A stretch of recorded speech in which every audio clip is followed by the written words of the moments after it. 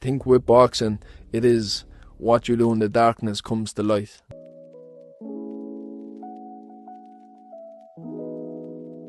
How did boxing start for you? Now, were you born into a boxing family? No, I'm the only athlete in all my family, in every part of my family. There was no boxers, there was no hurlers, we were the poor kids, so like we didn't have money for a hurley or boxing boots or any of this stuff. So boxing, all you needed was €2. You come, you put it into the box, and then you go and train. What are other things that, boxing has really taught you as a man? So I think with boxing, it is what you do in the darkness comes to light. Wow. And I think that's in all aspects, whether it's business, whether it's your relationship with God or with your spouse, with whatever. The more effort you give in and the more focused and disciplined you stay towards it, the more success you will reap. At what point do you realize, okay, I'm not just living my life for boxing anymore, it is way beyond? Did it make a loss? Was it a win? What happened? At what point did that happen? I think it is knowing that I have some reach and some potential, and let not keep it all to myself. Welcome back to another beautiful episode of Godmade Men podcast. And today is different. I'm so excited about this episode, man. I've been thinking about it for a while. Today I'm joined by my brother, obviously, Paul. Paul in the building. You know what the story is, and I'm joined today by a friend, someone I really admire. He's a boxer, so don't be scared. No, don't cross some boundaries or be scared at the same time. Yeah, today I'm joined by Reeves. Thank you very much. Welcome, Lee. Thank you, boys. You know the story. Lee is a professional boxer. He's just coming out of his fight, a very recent fight by KO. But I don't want to be a fanboy. I'll let him do it with himself. Yeah. So today we'll be covering something very different from what we used to do. At the start of Godmade Men, we made it clear that Godmade Men is not just a podcast where we talk about very specific Christian things alone. We talk about everything that involves men, from career to business to finances to sexual health to relationships to marriage. And today we're joined by a boxer. And we all know that boxing is a sport of discipline. Yeah. It takes a lot of mental fortitude for you to be a boxer, for you to do what Lee does. So today we'll be looking into discipline, mental health, suicide prevention, and what it takes to actually be a man, taking off the old mask of being tough and just being real. So today I'm joined by Leon. We're going over these topics together. And Lee, welcome. Thank you so much. Thank you, gentlemen. I appreciate it. Thanks for having me. Yeah, Lee, you're welcome. And I think there's something you forgot to mention, Shego. Lee is actually a believer. You forgot to mention that. Yeah. And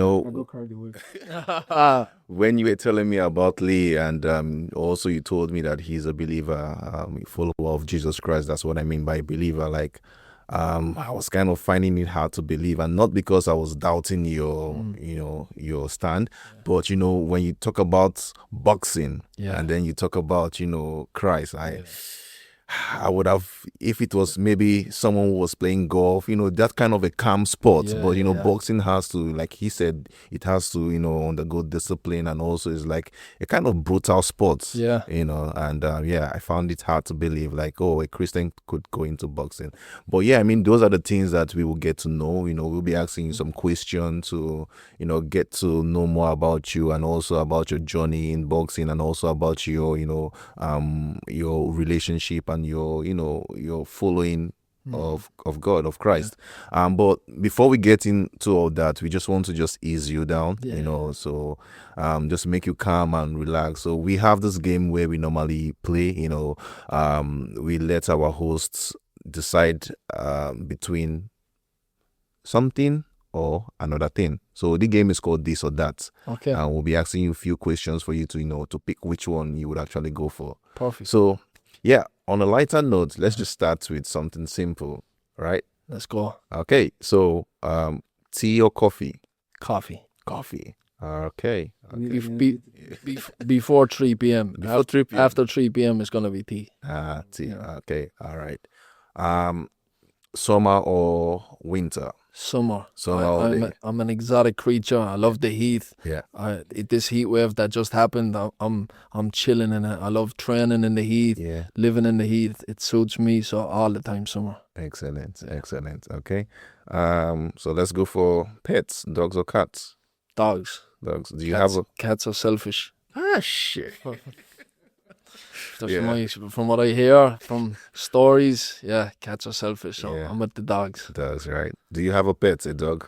We have a family dog, and the family dog is now nearly 19 human years old. Really? Yeah, Wow. she just lost her vision now. The hearing is bad, but she's strong and still there. Like, she's still there. It was my mother's dog, God rest her soul, and now we still have the dog up my father's house. So it's crazy. Wow, 19 years. That was a long A time. long time, because you have to multiply that by 7 Yeah. in dog years. So yeah, crazy. Wow, awesome. Okay, morning or night? I think morning, because if you can win in the morning, you win the whole day.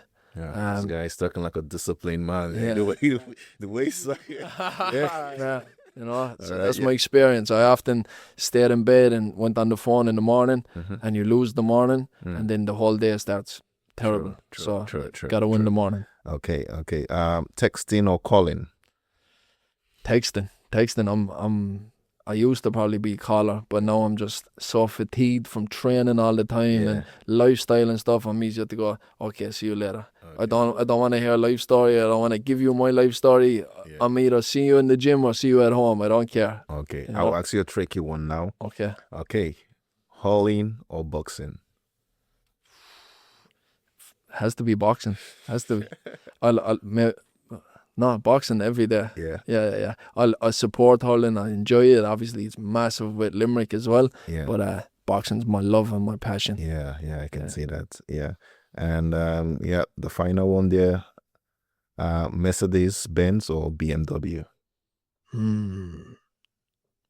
I think BMW has a better reputation and maybe a more sturdier engine. So yeah, gotta go with the German. German nation. Both are German, right? For the German, sorry, yeah. So BMW. Yeah, BMW. Or BMW, as they say over there. They don't call it W, they say V.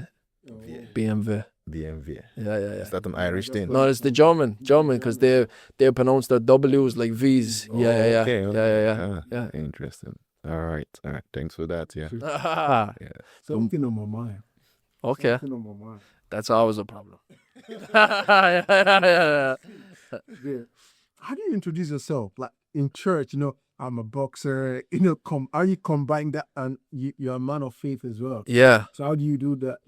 When people ask you, okay, hello, nice to meet you. What do you say? I just say, hello, how are you? My name is Lee. What do you do for a living?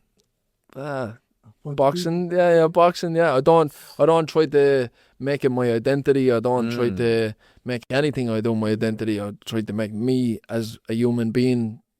I am Lee. And then the more people ask, the more people get surprised about what I do in my spare time, how I live, and everything else is always surprising to people. But yeah, I think my probably biggest part of my identity is boxing. But outside of that, I'd say it was discipline and hard work is my identity. Yeah. And I'd like us to take this from the scratch. Like, how did boxing start for you? No, Were you born into a boxing family? no. How did you pick this up? I'm the only athlete in all my family, in every part of my family. There was no boxers, there was no hurlers, there was no sports. 99% of my family smoke, they drink alcohol, they don't live a healthy sport life. They live a typical Irish life, I would say. I was 10 and a half maybe.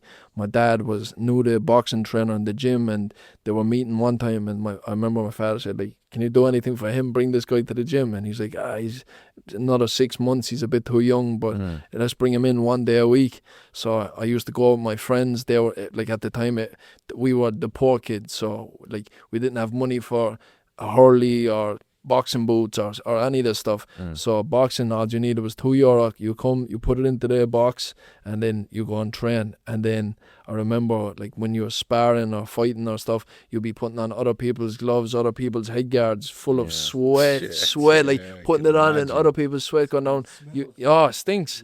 And you just have your own little €2 gum shield, put it in, and go in and get beat up a lot. So that's how I started. I was just an introduction by my father's friend, and then from there, just going with my friends, and the rest is kind of history. I was a little chubby kid, and became less chubby as the days went on, as the more I understood about nutrition and working, and the more I dedicated myself, everything else came into place, We trained at the same gym before, and I've seen you, shirts off, your boxing. You don't look like someone that used to be chubby. Yeah, man, I was a chubby kid. And ripped to the skin. Yeah. It's hard work, and I think now it's such my lifestyle that everything I do comes with consequence, because boxing is such a small margin of error. If you move this way instead of that way, you could get knocked out. If you skip a track session, you could fatigue in the fight. So everything you eat and everything you do has a consequence. So if I eat this, will I train and use it? Or will I not eat this and do this? And everything just has a consequence. So everything in my life, I try my best to be balanced, So. Oh, that's amazing. It shows how disciplined you are. Like, I really envy you for that. It shows how disciplined you are. When you were talking about your story of how you started boxing, I would have thought maybe like there's a famous boxer, I don't know if it's Mike Tyson, who got into boxing because of bullying. Yeah. And I think he mentioned he was going to school one day, and he loves those pigeons. Yes, that's what happened. Yeah, and then some kids, ripped Killed off the this head. pigeon, and then he beat that guy. Yeah. So that was how he got into boxing. That was his first fight, but it wasn't until he ended up in prison, and he was, I think, 13 and he was from Catskill, New York, but he was brought over, and they were in a training camp in prison, and he seen people boxing, and this, I think, older skinny guy said, "Come on, let's move around," and like dropped him with a body shot and beat him up, and he was like, "How is this small little white man beating me up?" Like, and then the guy said, "What, you want to learn?" And he said, "Yeah," because he just wanted to hurt people and wanted to fight, and then he came and he started learning, and then he met Costamato, and Costamato was like one of the greatest trainers ever, but one of the greatest, like, how would you say, like psychotherapists ever. So he was able to get into Mike Tyson's head, and he was able to brainwash him to believe that, like, he is Alexander the Great, he is indestructible, and it showed, like, what your mind can believe, your body can achieve, so crazy. And you Speaking 100%. Yeah. Speaking about mind over matter, and about what you can believe, and about reconditioning someone's mind, because I know boxing has to do with a lot of mental preparation and a lot of mental reasoning. What has boxing taught you as a man? I know it entails discipline, but aside the discipline part, what are other things that boxing has really taught you as a man? I think it is what you put into something, you get out of something. So, and it's the kind of the biggest black or white in the world is, like, because if you don't put enough into boxing, you're going to get knocked out, cut, beat up. So you're not just going to lose a match, or you're going to get physically injured if you don't show up and prepare. So I think with boxing, it is what you do in the darkness comes to light. Wow. And I think that's in all aspects, whether it's business, whether it's your relationship with God or with your spouse, with whatever. The more effort you give in, and the more focused and disciplined you stay towards it, the more success you will reap at the end. And I think that boxing has given me that, I wouldn't say discipline, I'd say understanding that you can't get things for nothing in life. You got to work for it, So So sorry, I know Shegu has a question to ask, but before we just go into the question, it just tells me, like what you said, and what you do in secret or what you do in the darkness comes to play in light. I know boxing is an individual game. It's not like a team sport where you have other people in that sport that could cover up your lapses. So pass off the ball when you're tired. Yeah, this is you and your opponent. 100%. You know, if you haven't been preparing, if you haven't playing in the secret and not going for your training on that day, that's judgment day. Yeah. 100%. Wow. And because you made mention of so much that even just goes beyond boxing. So I'm just like, at what point do you realize, okay, the life I'm living right now, this is just not boxing anymore. This is more than boxing. Because you do so much outside of boxing. Yeah. You're an ambassador for the Limerick Treaty Suicide Prevention. You speak up on local businesses in Limerick. You talk about men's mental health. You talk about discipline. You talk about just being faithful as well as a man.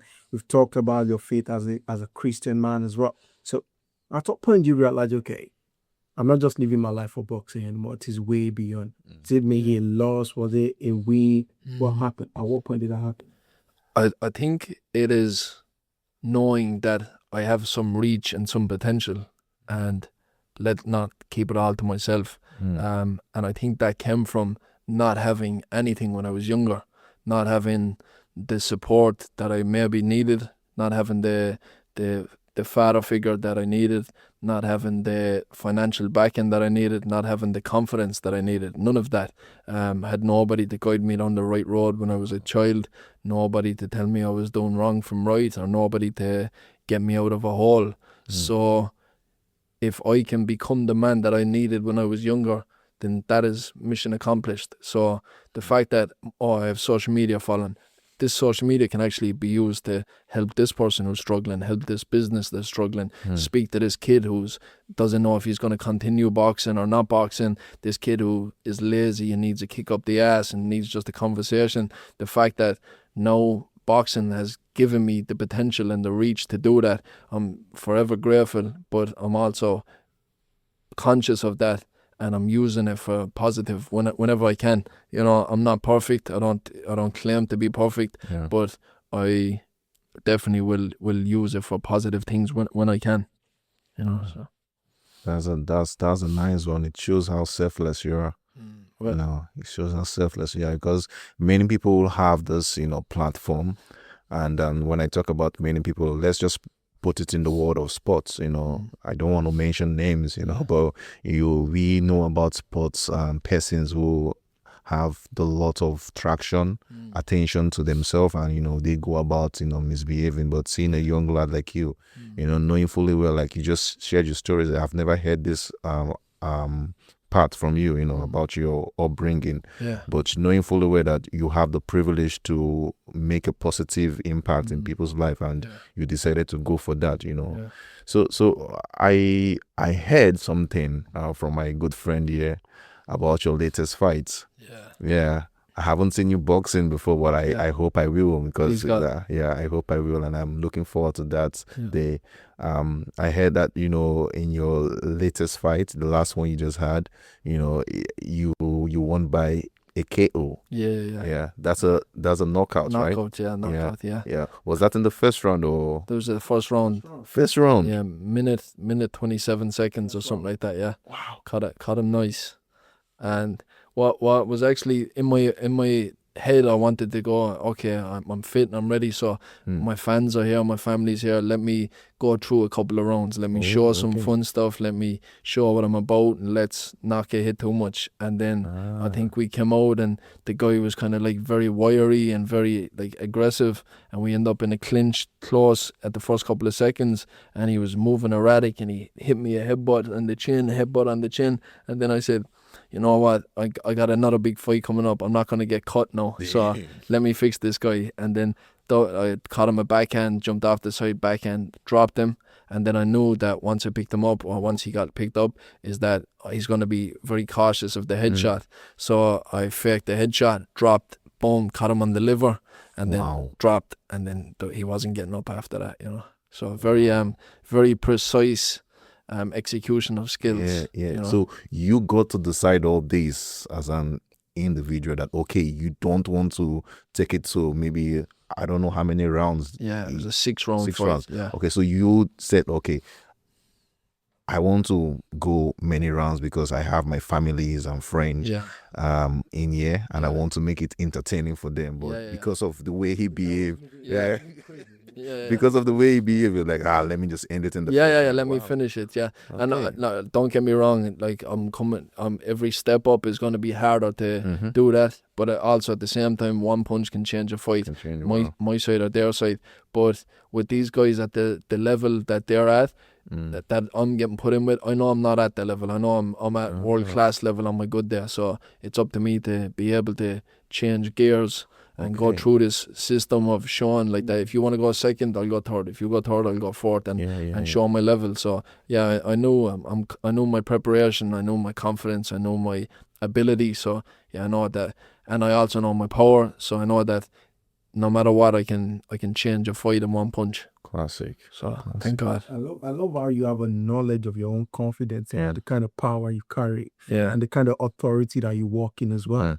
Like, it takes a level of understanding for you as a man to say, yeah, this is what I know I can do. This is what I can't do. And this is how confident I am in what I do. Yeah. So how do you stay humble after victory? Like after a win, coming off a KO win like that? Anyone could have said next 2-3 weeks I'm gonna just party and party. Yeah. How do you stay humble? How do you keep yourself grounded? I'm very hard on myself. I'm very like I don't think the job's finished ever. So like job's not finished, gotta continue going, gotta get more. And then as much as before the fight I'm praying and I'm hoping and I'm trying to be the best that I can be and perform the best that I can be. As soon as I win, like the person who was supposed to be fantastic, that my opponent, I beat him, and then I'm like, no, I'm not this good. They were just bad. So I'm not trying to give myself credit, and I also can't give myself credit because everything that I'm achieving is God's plan. So I'm totally aware of that. So it's not my place to say, look what I've done, look at everything that I've achieved. Yes, I'm capable and I work hard to achieve this, but it's because it's God's plan. It's not because of me. Yeah. That takes a lot of emotional pressure, Authority. on an individual.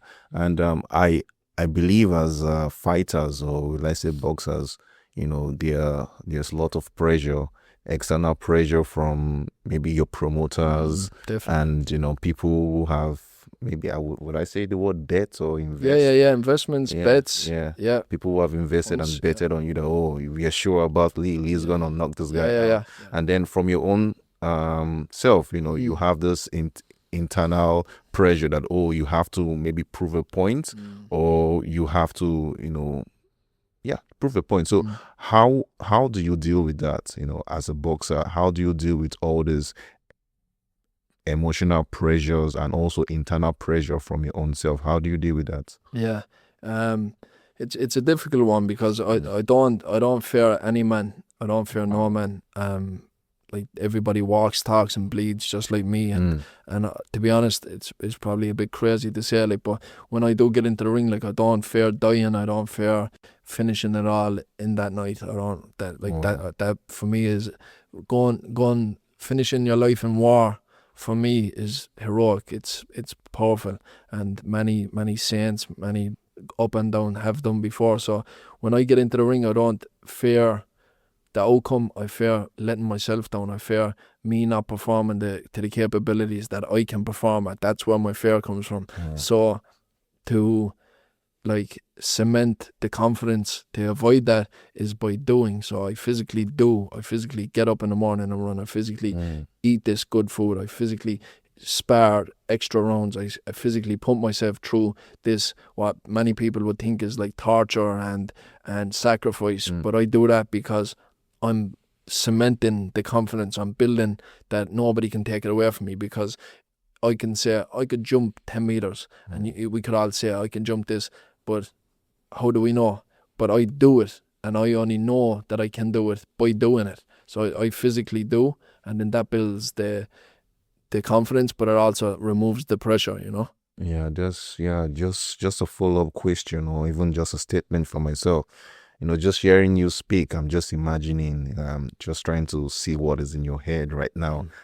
Don't get me wrong, like, I'm just picturing all what you're saying, because we are different individuals, right? Sitting down here, you are exposed into the world of boxing, and I know that's like a hardcore life. Yeah. And when I mean hardcore, it's not in a negative sense. Like, you do boxing. I've never done boxing. I'll tell you a story.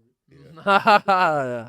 I've never done boxing before, so like you sitting down here saying that, oh, you're not afraid of dying, and most of the pressure, like you said, it doesn't come from people, because you said you're not afraid of men, which is a good thing. As Christians, we shouldn't be afraid of men, rather of God. Yeah. But you talked about most of the pressure coming from yourself, that you don't want to let yourself down, right? And this is just a follow-up question, because I know most of your fights, you've been victorious in most of your fights, right? And for the ones which you haven't, when you lose, like, how do you get to take that loss? Like, you've let yourself down, so how do you get to take the loss? Yeah. Like, so my last time I lost was probably 7 years ago or something like that. And it was in Newcastle, and there was so many things that went wrong before the fight. On fight week, there was so many people that were supposed to do jobs, like small things like bring a certain food or bring a weighing scale so I can check weight, and everything went wrong on fight week, and the fight ended up going wrong.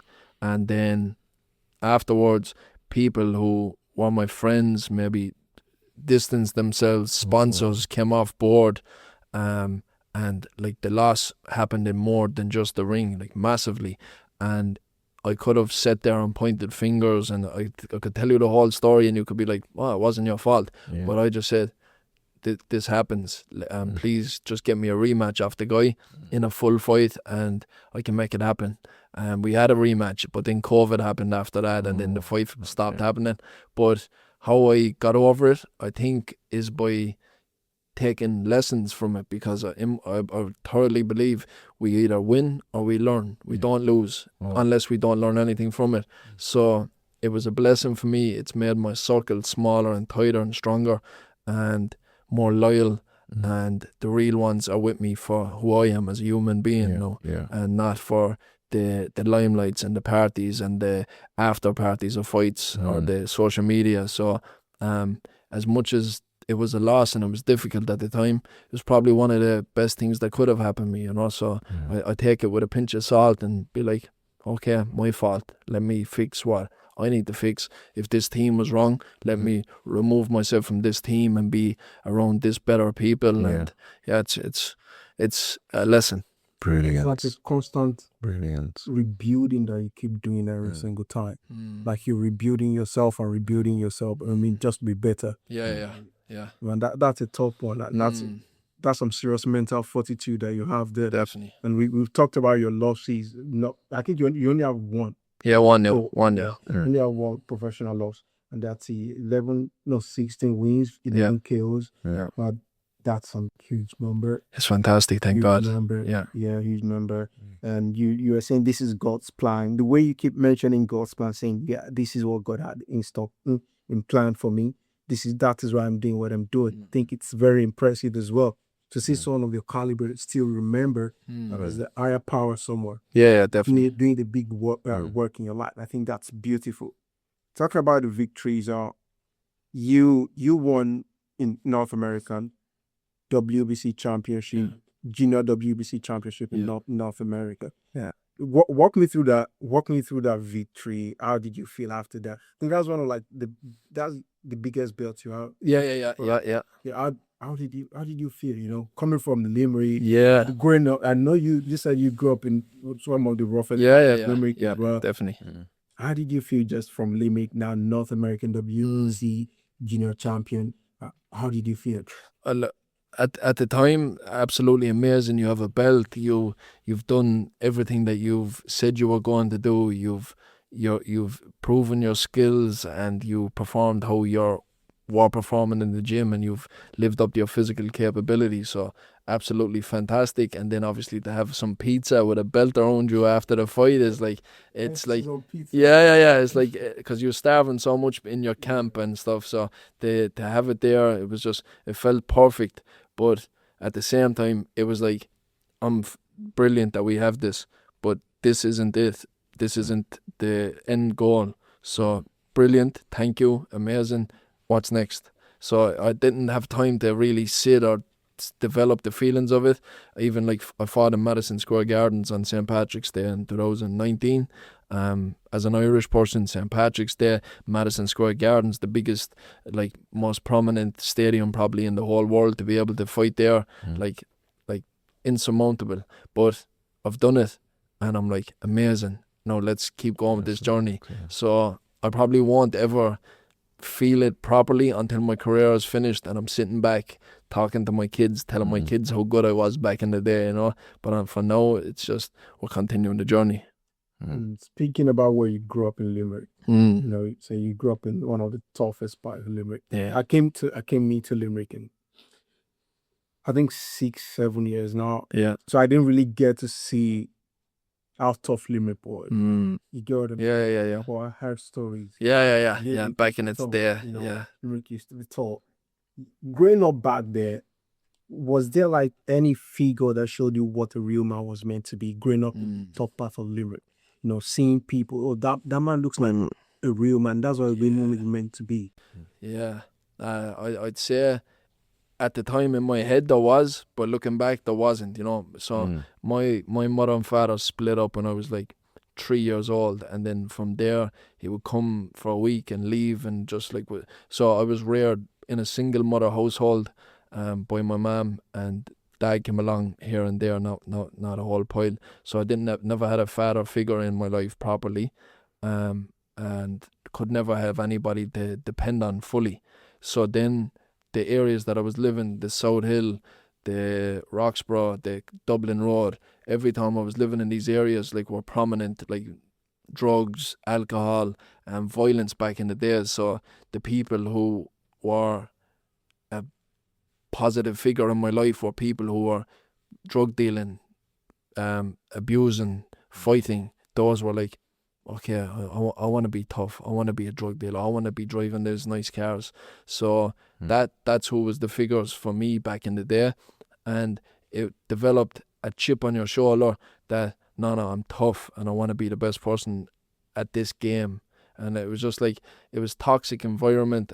But like, how can you couldn't tell me back in the day that was a toxic environment, because I'd tell you, no, but I'll have money in my pocket, I'll be able to buy my mother whatever she wants, and and nobody's gonna mess with me. And you think that that's a positive thing back in the day, and still kids now think, oh, Lee, I heard this story about you years ago, but none of it is actually positive. It's toxic, it's violent, and it brings no success or brings no peace in your life. Eventually they all end up somewhere, jail or dead or on drugs. So I'm blessed that through boxing, and through discipline and through hard work and just meeting people in different countries and from different walks of life, that I took a bit off this person, a bit of personality off that person, and I've made the decision for myself that this life is not for me. And thank God, and only through God like that, I've got away from the bad life, the toxic life, and also out of, like, after I lost my mother through suicide when I was 18, like, living in a house where people were just drinking every day, partying every day, that nobody would have stopped me from drinking, partying, doing whatever. No, I had nobody to say, Lee, this is the life you should live. Everyone was just saying, do you want a can? Do you want to go for a pint? Do you want to drink? So I don't know how I got out of that situation. I can only thank God because of my mother's spirit, because of my brother's spirit, because I don't know how somebody could be in that position and have any positive outcome in their life, but I do, and it's crazy, like, because I made it out. And honestly, if you seen how I was living back then, and like my environment, there was no hope for me. And also what I went through, if I did go drinking and ended up on the streets and stuff like that, you'd say, that kid, he lost his brother through an overdose when he was 11, his mother when he was 18, 19. He's messed up. He's gonna be like that. So nobody would have stopped me, you know. So the fact that I've made it out, I thank God. But unfortunately I didn't have any the proper father figure to pull me out, but I'm just grateful to God that I got out, you know. And how does it feel coming from Limerick? Let's talk about Limerick for a minute, because you're a Limerick man yourself, definitely For life. Yeah, for life. I've been in Limerick for a certain amount of years, but I can't say I'm fully Limerick the way you are. Yeah, you can. weapon and all that, Yeah. So let's talk to him for a very short time. Coming from Limerick, fighting in MSG, St. Patrick's Day, becoming a champion, Yeah. going to have your next fight, the biggest fight of your career, Yes. very soon. Yes. That's in like 5 weeks. 5 weeks. In 5 weeks, having the biggest fight of your career in 5 weeks, and it's just from Limerick. Yeah, man. Everybody says, "Oh, Limerick." Yeah. It's like, oh, It's just like the Bible, how the Bible say, can anything good come out of Nazareth? Yeah, you know. Yeah. Yeah. Well, I'm not comparing myself to the man above, but yeah. But yeah. So, it's a Godmade man. If you are this far in on the episode, we would love to encourage you to subscribe, like, and share our podcast around. Your support is how we have been able to continue doing what we are doing, and we hope to continue impacting you guys positively and godly. And so let's get back to the conversation. About you from Limerick. Yeah. How does it feel knowing fully where this is where I'm coming from? This is the city I'm coming from. There's a name for Limerick back in the day, called Starp City. Yeah. Wow. That was our rock. Yeah. How does it feel knowing this is where I'm coming from, and this is where I'm going, and this is where I am right now? Yeah. I think it's inspiring and gratitude is what I feel when I think about it, because I know the beauty that Limerick possesses with sport, with community, with success, with fans. Like, you see it with the hurling massively, you see the streets like filled with green when the Limerick is playing, and the support that we have and the good human beings that we have in Limerick. So to be part of that and one of the figures that is pushing positiveness like from the city and giving the city a good name, it's absolutely an honor. And I'm super grateful, because as much as I've got in trouble and I've had bad days in the city, I've had amazing days. My beautiful family's from here, and this is such a beautiful place of beautiful people. And as much as the struggle, there's a lot more beauty than negative here. So I'm super grateful. Limerick love its own. Yeah. Limerick, like the green. Yeah. Anyone playing with hurling, maybe. See Mm. people come out in numbers to support. Yeah. I think Limerick is one of that city that I can boldly say, if you're from Limerick or you're doing something in Limerick for Limerick, Limerick would support you. Yes, So, definitely. Would just stand there. Definitely. That. 100%. Limerick is loyal. Yeah. I know it had its own past. Yeah. funny Definitely. stories, but Limerick is loyal. Without a doubt. I can say that fully, completely, because I've had the experience Yes. myself. Even though I wasn't born in Limerick, Yeah. I've had Limerick. I can stand behind you. Yeah, and 100%. Tell me, this is what you want to do. We would support Yeah. you, and this Yeah. is what you want to do. Yeah, definitely. So it's amazing. I think I would like us to go into men's mental health, because you talk so much about mental health, Yeah. suicide prevention, and the numbers are crazy when we talk about suicide. Man, it's crazy. Massive. I know it's a touchy topic for you as well, and there's nobody else that can actually talk better on this than yourself. When it comes to suicide and when it comes to men's mental health, for men, what would you tell any man right now watching when it comes to mental health, who is struggling? What's the first thing you would say? Let's start from there. I suppose if somebody was struggling, I would say, do not sit in the darkness. Don't stay. If you're struggling and you're depressed, that's it's unfortunate, but it's also a choice to sit where you're sitting. So I would say, like, get up and move is the first thing. You need to get up, go for a walk, because nobody's came back from a walk feeling worse than when they left, or a jog or a movement. So go and move, because when you go and move, your body wakes up, starts breathing better, cells come alive, you release endorphins, and it's scientifically proven that exercise brings more endorphins and longer lasting positive feelings than any antidepressant drug. So that's a scientific fact. Just some people just be like, no, it's not for me, I'm just going to take the pill. So I would say get up and move, and then after that, once you have the energy and the capability, then speak. Because I'd always say move first, because maybe you'd ask me a question at the beginning and I wouldn't be comfortable answering. let me go move. I come back, I'm more confident, I have more energy, and I can deal with it much better. It's like being in an ice bath. It's disgusting, it's horrible, it's the worst feeling ever. But if you can last the 3 minutes, you come out of there, you get a shower, you feel so much fresher, and you also have that mental resilience now that I can deal with things better, you know. So I would say move, and I would say speak is the two big things. If somebody's gone through something, You know, I was going to think is the flip side, speak first. yeah, Because when you ask many people, like, oh, men who are struggling with mental health, what should they do?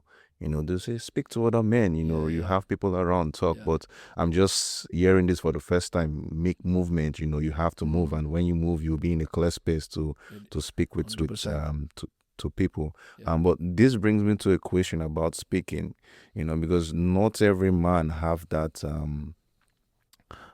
boldness, to talk about things that they are dealing with. And I know mental health is a big issue. From the part of the world that we are from, Africa general, we don't pay attention to mental health that much, And when you talk about mental health, they would look at you as a weak man, it was like, you shouldn't be talking about this. And like he said, many men actually lose their life based off that fact that they are plagued with mental health illness, right? And how would you encourage men, to speak about mental health? Like, how should they speak? I know you've talked about, okay, the very first thing should not be speaking because you're not in a clear head space. Take a walk, try to walk, and it releases endorphin, and then the next thing should be speak to someone. So in that process, how should a man go about opening up to maybe a therapist or maybe his fellow man? How should they go about that? I think it's exactly that. Like, how is creating the safe space. So being around like-minded brothers that don't judge, being around close people that don't judge. And if you feel like you're in an environment where it's like typical, as you said, in Africa, but it's typical in Irish as well. It's like, don't talk about that. It's good. You're good. This is just a bad time. You'll be tomorrow. Don't worry about it. And you're like, okay. And then you go and you're still alone. So there's helplines, Samaritans, there's call lines that are free to talk to. If you come to that point where you're like, I need to speak to somebody and I don't feel safe in this environment, it's remove yourself from that environment, because if you're in a place where you're feeling judged, then there's negative and there's badness. Understand that that's not your problem, that's their problem. So don't get too worried about, I want this person to hear me, because if they don't hear you, that's their problem, that's not your problem. And it's also not their problem to listen to your problem. Everybody doesn't have an open heart, so I would say that, look, there is the helplines and the calls, there is the therapy that you can go to, but then there's also going to be a safe space or a person that is not going to hang up the phone on you. And 99% of the time, somebody would much rather hear you on the phone or in person, keeping them up till 3 a.m, crying about all your problems, than to hear tomorrow that you've passed away through suicide. That's a guarantee. Suicide is so scary. Yeah, So scary. definitely. Just a very short story talking about Africa and Ireland, how we approach suicide and men's mental health. It was just recently, there was a video going on, and this guy went on the bridge and was going to jump down. Damn. Yeah. Then this happened back home in Nigeria. Then the people there were like, "Oh, you want to commit suicide? Fine." So they brought out shovel. They started digging very further. Are you kidding me? Yeah. We come from a space where Yeah. we've been told not to, show weakness. Why would you be suicidal? Why would you have a problem? Yeah. They were literally digging the grave and telling him, "You want to jump? Yeah. When you're done, we're gonna bury you." Yeah. Then the guy looked at him like, "Okay, you guys don't care about me." Then he came down himself. Okay. Yeah, because that was a kind of a cry for attention he wanted. Yeah. Yeah. So they're like, "Oh, that's where I'm going." Yeah. How do we identify someone that's actually going through this problem. Yeah. Someone that just wants to cry for attention. Yeah. That's the problem, and it is the thing of the boy who cried wolf, because we deal with it so much with the team Limerick Treaty Suicide Prevention. You have somebody who's common, who you see weekly, threatening the same behaviours, threatening the same outcomes, and you, as the team and as people trained, you can't ignore a cry for help. But you see some people that are like, this person just wants attention, and this person could be serious, and a lot of the time it's the person who's doing the least crying and the least talking that is in the most dangerous position, because they've decided they don't want to talk. They just think that this is the solution, but it's a temporary problem, but you're given a permanent solution to it, which is death, which 90% of people that go into the water who were saved never ever tried to die by suicide again. So like that is a point in itself. People think that there's end all be all, this is it, my life is too bad, my money's at zero, my wife left me. No, but this too shall pass. So I promise that if you hang in there, if you stay working positively and you don't consume alcohol, consume drugs, and put negative stuff in you or negative people around you, and you work towards positive, eventually you will live a positive life and you will succeed mentally and it will come good. But it's getting through them difficult times, and sorry for going on a tangent there, but it's helping everybody who is in a cry for help, giving as much time as you feel necessary too, because you don't want to lose yourself in the process. And be there, help them, try to get them the help that they need, and do as much as you can and as much as you feel that God is happy with, and please God that they can get the help, because as they say, you can bring the horse to water, but you can't make the horse drink the water, and it's the same with people with speaking, it's the people with training, getting fit, losing weight, whatever. You can give them all the opportunities and help, but unless they're willing to do the work, then there was no point talking about it, Do you think mental health, okay, let me phrase the question this way, because when I hear about people committing suicide, right, for me, I think you would have reached a level whereby you don't care again the outcome of anything. Like you have reached the marks that, okay, this is it. It takes a level of I don't want to say discipline right now, but it takes a level of commitment to decide to take your own life. Yeah. Or an erratic decision. A quick move. Which usually happens under the influence of alcohol or drugs, which is a massive problem and a massive button, But do you think that people who commit suicide actually go under the influence of substance, like you said, alcohol and drugs, to be able to commit suicide? Or like I'm saying right now, maybe something has happened in their life, the death of a loved one, or the times are hard in their life, maybe job loss or something like that is not really related to any substance abuse, and then you decide that this is it, I can't bear this anymore and I just want to just end it. Like, so my question, because if you ask most of us who are Africans, we tend to blame it on spiritual problem, like the influences of spirits. I mean, that's how some people see it. And then there are some other school of thought that see it as, okay, it's just the toughness of life. Like, they don't put the spiritual angle into it. Some people don't think that, spirits can play with your mind to, give you that boldness, because it's you know what it means to take your life. Like, you think it, and then you decide to maybe overdose on a pill, to take a substance that can end you, or to even go hang yourself or cut yourself.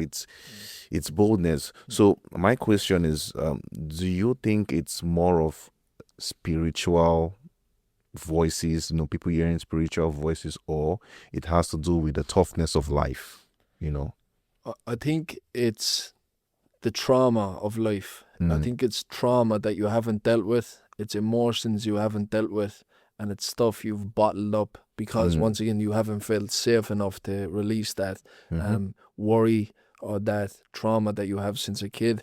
Because the healthiest people in the whole world with parents both working jobs, married and happy, they even have trauma. But it could have happened like because they fell off a swing in the playground and there was no parent to help them at that time. Small trauma. For me, it's a lot of trauma, but it's people who, instead of understanding where that trauma comes from and feeling the trauma, sitting with the trauma and speaking on it until it becomes over there rather than in here. So I think a lot of it is bottling up your emotions, and then you add a substance, you add something that gives you this false confidence, and it brings out the emotions in the negative, bad way of, no, I'm done now and I want to leave this earth and I'm done. And it happens because that person felt helpless. Yeah. That person felt they weren't safe enough to speak in the right time, and then that person was influenced by, and maybe this is why the alcohol is called spirits. If you add in the spirit, and it's a bad one, it's not a good one, and then these things come out. I think we are all guilty of feeling. I don't know if you've ever drank, but if I've drank and you all of a sudden a song comes on and you're drinking and you remember the song and it really puts you in your feelings, you know. Where before you'd be like, you would understand it, you're like, oh, that's sad, but you would just continue and you're able to deal with it. But when you add the alcohol, everything is more enhanced and more sad and more emotional. And if you're a lovable person with the emotion, happy days, have your few drinks. But if you're gonna always get sad or angry when stuff, it's not for you, you know. So don't be possessed by them spirits of alcohol. But that's if you're hiding all the emotions as a sober person. If you're not feeling safe, if you have it all bottled up here, it's gonna come out. Yeah. True. And unfortunately, with people, it comes out in a rash decision of, I want to end this. But that wasn't their actual, like, they didn't actually want to end it. They just wanted a solution. But it ended up a permanent solution for only a temporary problem, you know. Right. And have you seen how faith in sports can save lives? Do you have an encounter with someone who faith and sports or community has saved your life? I like sport definitely saved my life because after my mom passed away, when I was in the house with my uncle and people just wanted to go and have a drink and stuff, because I had training at a certain time or because I had a fight coming up, I was like, no, I'm not going to drink, I'm not going to do that. And I've chose to train over the negative stuff. So if I didn't have sport at that time and them times in my life, and I didn't have fitness and the gym, I wouldn't be here. I definitely wouldn't be here. I know that for sure, because there was definitely times after my mother when I was having drinks and when I was like in my uncle's house or he wasn't there and I'm by myself and I was like, I have nothing to live for. There's no reason for me to be here. I don't want to be here anymore. And I felt that, and I felt emptiness and darkness, and I couldn't see tomorrow. I didn't want to see tomorrow, and it was, I don't know, and like, once again, I have to thank God, because for something to show me like that, look, your sisters are here and they're gonna see what you're doing, they're gonna be inspired or detested by what you do. So I was like, I was brought out of the darkness to help the people that depended on me, where most people have people dependent on them, but they're thinking too much about their own problems than other people's problems. So yeah, I'm blessed that I got out of them times, but I thank sport and I thank activity for it, because people don't know, like, and I don't, and I'm like, maybe in the future with an autobiography I'll really go into depth with the stories, but like, yeah, I was in bad places that, like, even like, I had a girlfriend for 3 years and I probably never told her how bad places I was in, and it's only thanks to God that I got out, because nobody grabbed my hand and helped me out, you know. Yes. Thanks to God, 100%. Yes, there's one thing that I've noticed, your gratitude to God, so far in your journey, which is actually good, is very commendable, because I see you a person that actually realize that without God you would have been nothing. Yeah, there's no other answer for me. Yeah, that's good. And we thank him for bringing in boxing into your life, because who would have thought, like I said earlier before we started, or even during the show, that I myself, when it comes to boxing and Christianity, or when it comes to boxing and faith, like I can't put a balance between them, because I know boxing is a very brutal sport, and then people of faith, not that we should be weak or we should be soft, Turn the cheek. Yeah, but we are, most of us believe that as a follower of Christ, you're not meant to be hard, or you're not meant to be tough. And we know that boxing itself is a show business. It has its own show business in it, and then it has the real stuff where you go into the ring and you box opponent. So in that show business part, I know that there's a how would I put it now? There's a time where the two boxers, they come and they kind of show off themselves, talk tough, Press conference and stuff. Yeah. What do you call it? Press conference. Press when you conference. Go and meet and have a face off. And then they do this Shapes. kind of and then they take pictures, and sometimes it actually gets rough and tough. They start fighting with that in that place. Yeah. So my question is that as a Christian or as a follower of Christ, you know that this is what the industry or this is what the sports permits, and then you're a person of faith, and the times that you go to those conferences or those press conferences to meet your opponents, how do you draw the thin line by not being vocal or not trying to match up the person's energy and talking back at the person and stuff like that? How do you remain? It's going to be super hard, especially when you see somebody as an opponent and as somebody who's going to try to hurt and kill you, because in professional boxing, 8-ounce boxing gloves, it's small, you have your hands wrapped like a brick, a small little piece of leather, and it's designed to cut and beat up somebody, and people die, so you know that somebody's going to do that to you and they're going to talk about you, so you have to not lay down. And I think maybe most people have maybe the wrong impression of Christianity or followers of God, but they're supposed to be weak and passive people just because they're good and nice people. But like, God brought warriors to defend the word, to defend their people, like David versus Goliath. I read a passage in the Bible recently where it says do not starve or cut your enemies.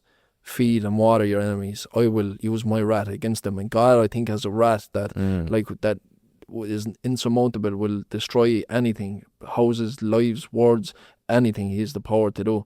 So he's actually, reading that passage actually saved me from saying bad stuff or defending bad stuff that was said about me. I'd be like, oh, well, you want to say that's bad? Well, how about it? And then I was like, read this passage. And then thank God I did, because I could have ruined some people. But I was like, feed and water your enemies. I will deal. My wrath will be possessed upon them. And I was like, okay. And I wish them people well, and I keep them in my prayers.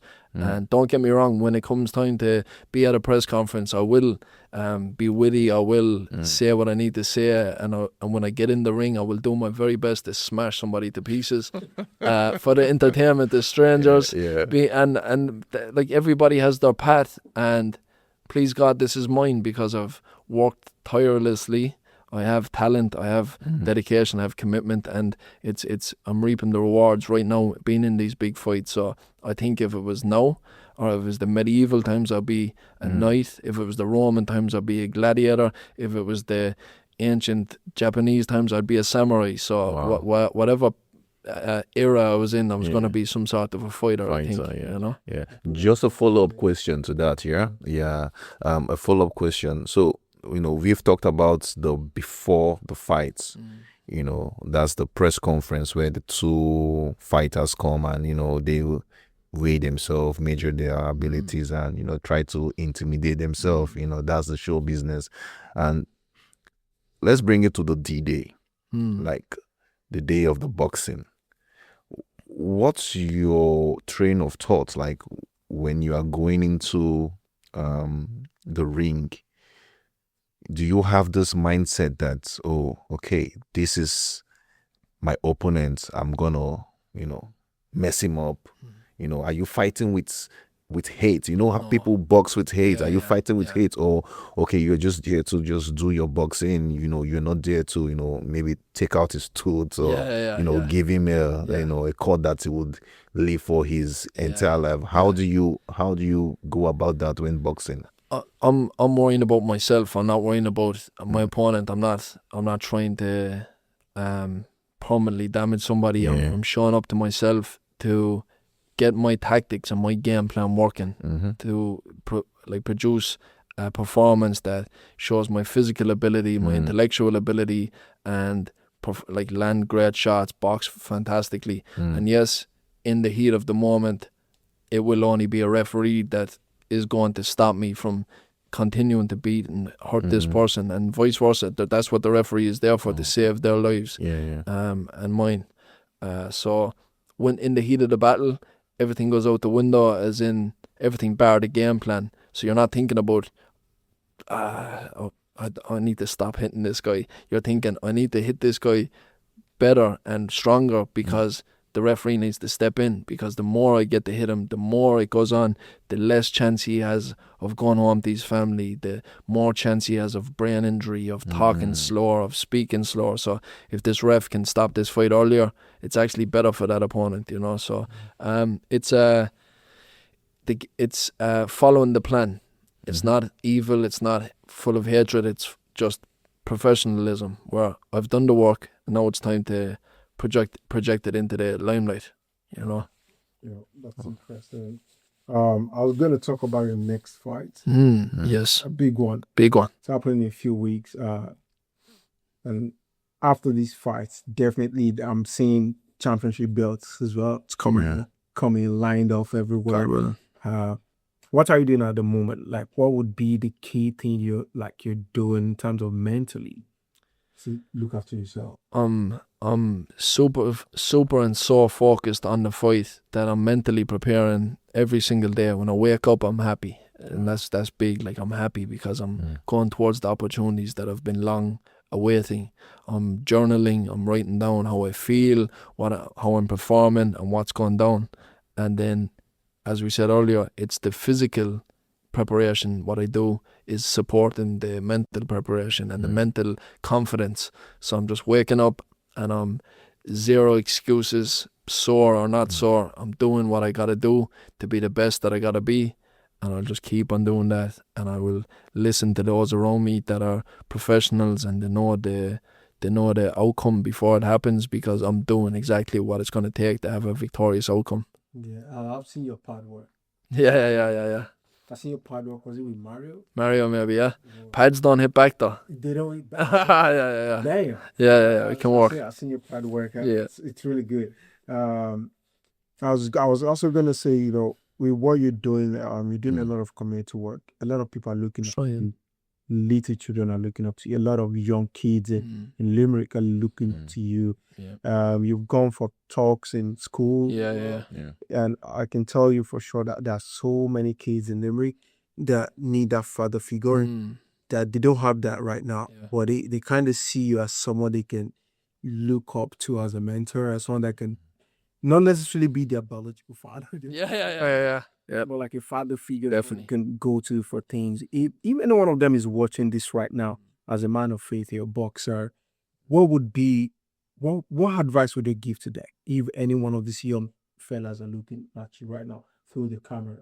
I think the biggest thing is your health is your wealth. Oh. So, like, if you sitting there with a big belly, a greasy face, and you have €1 million in your pocket because you sold drugs and you lived the gangster and you have all this money, you're not going to be happy, because that came from darkness.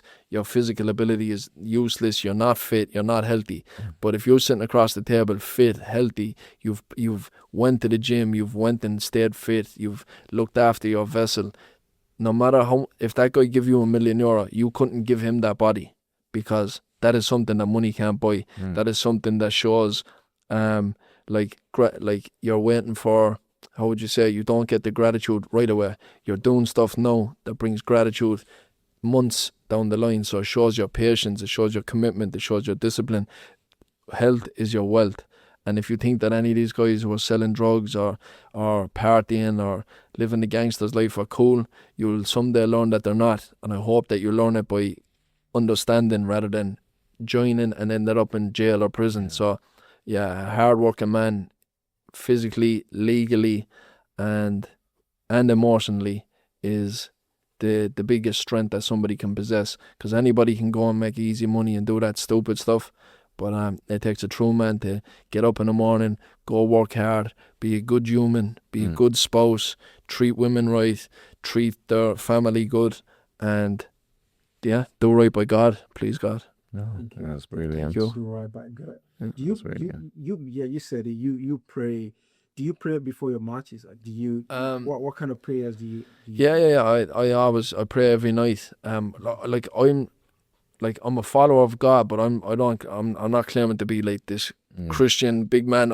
Something I love about you, even when we spoke the first time, I'm not. Yeah, I can't. Don't pedestalize me. Yeah. No. I can't. I haven't read the full Bible.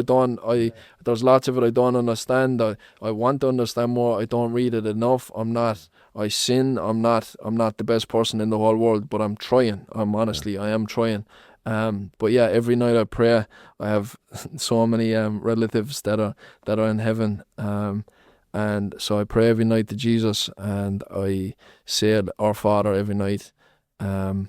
And then before a fight, I'm just praying that I can be victorious, but more than victorious, I can be safe. My opponent can be safe, and that they give me the performance in my legs and in my arms, the what I'm capable to do. So yeah, I pray before a fight, and it's more for safety and doing what my capabilities are doing, rather than for any of the limelight or success that will come with it. Thank you so much. Guys, Do you have any question for Lee? Is giving me her take there. Yeah, I think one last question, because we've been saying, boxing is a good sport. It shows discipline, like you said, patience and the rest. But it's I think it has this I don't want to call it disadvantage, but there's a side of boxing where when you get the match done, you are worn out, you bruise, maybe broken bones. Your face could even get sore, due to tears and stuff. So how do you get to recoup and recover from all those? Yeah. It's Really? Yeah. With the face, right? Yeah. It's wow. It's living the good life. It's not going drinking after your fight, not partying after your fight, understanding that to become this athlete you have to do this for weeks and weeks and weeks. Yeah. So just because you won doesn't mean you lose all that. So it's about sleeping right, hydrating, because you're going to be super dehydrated after the fight, and eating the correct foods. Everything else then is through time and through the health of your body. So it's about, if you beat up, taking the right supplements, taking the right meals and nutrition that is going to help you recover the quickest that you can possibly go. So it's about making the right decisions after the fight as much as it is before the fight, because if you showing up to the fight not prepared, a little bit dehydrated, didn't make the weight right, now 24 hours later you have a guy punching on your head, fighting you, and you're not fully hydrated, your brain is still a bit dehydrated, and you're not fit enough because you haven't performed well, then you're going to leave a short career, but you're also going to live a very a bad quality of life moving forward, with like dementia, CTE, all this terrible things that, please God, we never get. But it's just live a good life. Yeah. Wow, that's brilliant. Yeah. Thank you. Thank you, boys. We've come to the end of this episode. I wish we could continue with this. Yeah. We'll do a part 2. We will. Definitely. Yeah, 100%. Coming Yeah. back and bringing your belts after the fight. Two of them I'll have I'd after. love to see that. Yeah, I'd love to see that. Yeah. Yeah, we will. that, Yeah, yeah. 100%. We're going to be at these fights. Yeah, man. We've come to the end of this so inspiring as well. I've learned so much from Lee. Thank you. My brother as well here, Paul. You know, I've taken so much away from this. I've taken so much away. Right. And Janina, also, I'm so proud of you. Thank you for what you do for Limerick. Thank you. It's putting Limerick on the map. It's so beautiful. Especially anywhere you come from, anywhere you find yourself, I think the best thing you can do for that place is to represent that place properly. Yes. Yeah. You know, I try as much as possible. No, to and you're visit doing a great job. Limerick as Yeah. well, you know, And your families, you've done great things for. you know, so I'm really proud of what you're doing. You're standing up for local businesses. You're doing suicide prevention. You're talking to kids and mentoring and doing all that kind of stuff. So thank you so much. Pleasure. I can only pray that God stays with you all through your journey, all through the area. You're going into a very big fight and you're going to come out successful. Thank you. Definitely by God's grace. And I just want to say, anybody watching us right now, this is Godmade podcast. We talk sports as well. I just brought this sport, so it's important. It's Godmade podcast, every word. It's a podcast where we talk about how to deal with life, navigate issues of life, mental health, finances, marriage, relationships, difficulties of life through the scripture and through practical things. So please, if you're watching for the first time or you're a subscriber already, like, share, and just show this to the world. Share this to your boyfriend, your husband, your housemate, everybody, even your enemies, people you don't. Yeah. Share it with everyone. Let them learn Double tap. something. You know. So God bless you and have a wonderful day. Have a wonderful day.